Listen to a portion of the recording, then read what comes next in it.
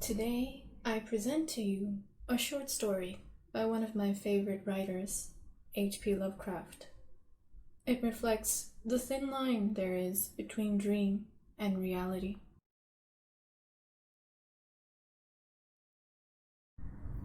Especially for those of us who dream more vividly than others. But for those who don't, well, I guess you'll start paying attention to the little details of your dreams from now on. At your own peril, of course. Let's begin, shall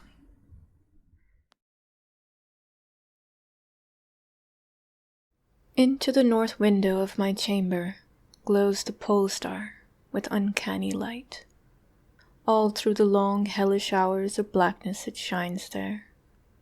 And in the autumn of the year, when the winds from the north curse and whine, and the red-leaved trees of the swamp mutter things to one another in the small hours of the morning under the horned waning moon, I sit by the casement and watch that star. Down from the heights reels the glittering Cassiopeia as the hours wear on, while Charles Wain lumbers up from behind the vapor-soaked swamp trees that sway in the night wind. Just before dawn, Arcturus winks ruddily from above the cemetery on the low hillock, and Coma Berenices shimmers weirdly afar off in the mysterious east. But still, the pole star leers down from the same place in the black vault, winking hideously like an insane watching eye, which strives to convey some strange message, yet recalls nothing, save that it once had a message to convey. Sometimes, when it is cloudy, I can sleep. Well do I remember the night of the great aurora, when over the swamp played the shocking coruscations of the demon light. After the beam came clouds, and then I slept. And it was under a horned waning moon that I saw the city for the first time. Still and somnolent did it lie, on a strange plateau in a hollow between strange peaks. Of ghastly marble were its walls and its towers, its columns, domes, and pavements. In the marble streets were marble pillars, the upper parts of which were carven into the images of grave, bearded men. The air was warm and stirred not, and overhead, scarce 10 degrees from the zenith, glowed that watching pole star. Long did I gaze on the city, but the day came not. When the red Aldebaran, which blinked low in the sky but never set, had crawled a quarter of the way around the horizon, I saw light and motion in the houses and the streets. Forms strangely robed but at once noble and familiar walked abroad and under the horned waning moon.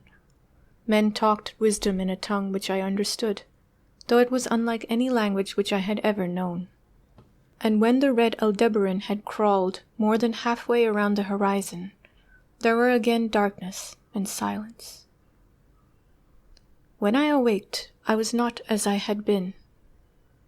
Upon my memory was graven the vision of the city, and within my soul had arisen another and vaguer recollection, of whose nature I was not then certain. Thereafter, on the cloudy nights when I could not sleep, I saw the city often, sometimes under the hot yellow rays of a sun which did not set, but which wheeled low in the horizon, and on the clear nights the pole star leered as never before. Gradually I came to wonder what might be my place in that city on the strange plateau betwixt strange peaks. At first content to view the scene as an all-observant uncorporeal presence, I now desired to define my relation to it, and to speak my mind amongst the grave men who conversed each day in the public squares. I said to myself, "This is no dream, for by what means can I prove the greater reality of that other life, in the house of stone and brick, south of the sinister swamp and the cemetery, on the low hillock, where the pole star peeps into my north window each night?" One night, as I listened to the discourses in the large square containing many statues, I felt a change, and perceived that I had at last a bodily form. Nor was I a stranger in the streets of Olatho, which lies on the plateau of Sarkia, betwixt the peaks of Noton and Kadifanek. It was my friend Alos who spoke, and his speech was one that pleased my soul, for it was the speech of a true man and patriot. That night had the news come of Dicos' fall, and of the advance of the Inutos, squat, hellish, yellow fiends, who 5 years ago had appeared out of the unknown west to ravage the confines of our kingdom, and to besiege many of our towns. Having taken the fortified places at the foot of the mountains, their way now lay open to the plateau, unless every citizen could resist with the strength of 10 men. For the squat creatures were mighty in the arts of war, and knew not the scruples of honor which held back our tall, grey-eyed men of Lomar from ruthless conquest. Alos, my friend, was commander of all the forces on the plateau, and in him lay the last hope of our country. On this occasion he spoke of the perils to be faced, and exhorted the men of Olatho, bravest of the Lomarians, to sustain the traditions of their ancestors, who when forced to move southward from Zobna before the advance of the great ice sheet, even as our descendants must someday flee from the land of Lomar, valiantly and victoriously swept aside the hairy, long-armed cannibal Nofkis that stood in their way. To me, Alos denied the warrior's part, for I was feeble and given to strange faintings when subjected to stress and hardships. But my eyes were the keenest in the city, despite the long hours I gave each day to the study of the Nakotic manuscripts and the wisdom of the Zobnarian fathers.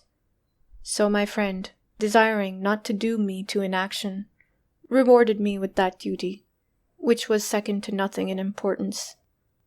To the watchtower of Tapnen he sent me, there to serve as the eyes of our army. Should the Inutos attempt to gain the citadel by the narrow pass behind the peak Noton, and thereby surprise the garrison, I was to give the signal of fire, which would warn the waiting soldiers and save the town from immediate disaster. Alone I mounted the tower, for every man of stout body was needed in the passes below. My brain was sore dazed with excitement and fatigue, for I had not slept in many days. Yet was my purpose firm, for I loved my native land of Lomar, and the marble city Olatho that lies betwixt the peaks Noton and Kadifanek. But as I stood in the tower's topmost chamber, I beheld the horned waning moon, red and sinister, quivering through the vapors that hovered over the distant valley of Banoff. And through an opening in the roof glittered the pale pole star, fluttering as if alive, and leering like a fiend and tempter. Methought its spirit whispered evil counsel, soothing me to traitorous somnolence, with the damnable rhythmical promise which it repeated over and over. Slumber, watcher, till the spheres, 26,000 years, have revolved and I return to the spot where now I burn. Other stars anon shall rise to the axes of the skies, stars that soothe and stars that bless with a sweet forgetfulness. Only when my round is over shall the past disturb thy door. Vainly did I struggle with my drowsiness, seeking to connect these strange words with some lore of the skies which I had learned from the Nakotic manuscripts. My head, heavy and reeling, drooped to my breast, and when next I looked up it was in a dream, with the pole star grinning at me through a window from over the horrible, swaying trees of a dream swamp. And I am still dreaming. In my shame and despair, I sometimes scream frantically, begging the dream creatures around me to waken me ere the Inutos steal up the pass behind the peak Noton and take the citadel by surprise. But these creatures are demons, for they laugh at me and tell me I am not dreaming. They mock me whilst I sleep, and whilst the squat yellow foe may be creeping silently upon us, I have failed in my duties and betrayed the marble city of Olitho. I have proven false to Alos, my friend and commander. But still, these shadows of my dreams deride me.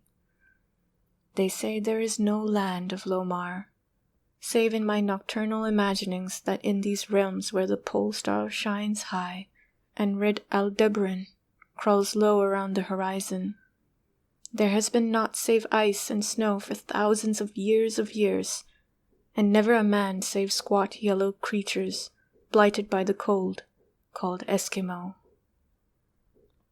And as I writhe in my guilty agony, frantic to save the city whose peril every moment grows, and vainly striving to shake off this unnatural dream of a house of stone and brick, south of a sinister swamp and cemetery on a low hillock, the pole star, evil and monstrous, leers down from the black vault, winking hideously like an insane watching eye, which strives to convey some message, yet recalls nothing, save that it once had a message to convey.